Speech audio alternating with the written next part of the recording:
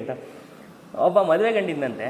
ಮದುವೆ ಗಂಡಿಗೆ ಗೊತ್ತಲ್ಲ, ಏನೋ ಸ್ವಲ್ಪ ಎಲ್ಲ ಪರ್ಫೆಕ್ಟಾಗಿರೋ ಮದುವೆ ಗಂಡಿತ್ತು ಅಂದರೆ ಎಲ್ಲರೂ ಬಂದು ಹೊಗಳ್ತಾ ಇರ್ತಾರೆ.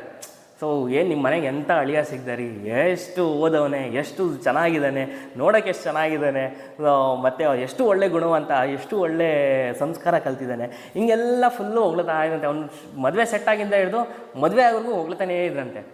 ಒಂದ್ಸರಿ ಎಲ್ಲ ಮದುವೆ ಎಲ್ಲ ಆಯಿತು, ಎಲ್ಲ ಹೊಗಳ್ತಾ ಇದ್ರು. ಆಮೇಲಿಂದ ನೆಕ್ಸ್ಟ್ ದಿನ ಬೆಳಗ್ಗೆ ಎದ್ದು ಹಿತ್ಲ ಕಡೆ ಹೋಗೋದು ಗೊತ್ತಲ್ಲ, ಏನಂತೀವಿ ಅದಕ್ಕೆ, ವಾಶ್ರೂಮು ಲೆಟ್ರಿನ್ಗೆ ಹೋಗೋದು, ಮೋಷನ್ ಪಾಸ್ ಮಾಡೋಕ್ಕೆ ಹೋಗೋದು.